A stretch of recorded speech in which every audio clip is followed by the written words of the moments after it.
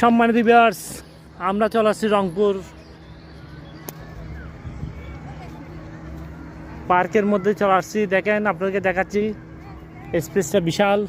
এই রংপুরের এই পার্কটে, এটার নাম হচ্ছে অজানা পার্ক, বিনগ্রহের পার্ক।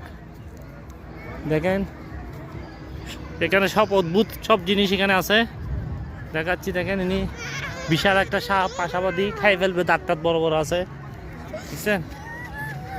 হ্যাঁ, এদিকে গোড়া আছে, দেখেন গোড়ার বাচ্চা আছে, এদিকে উনি কান্না করতেছে, সুইমিং পুলে নামবে।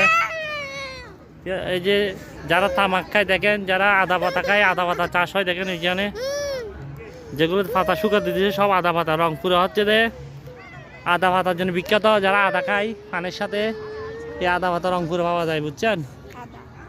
আদা না হাদা, চাদা পাতা, যাই হোক যেটা খাই, আদা পাতা। গোড়া দেখেন, গোড়া।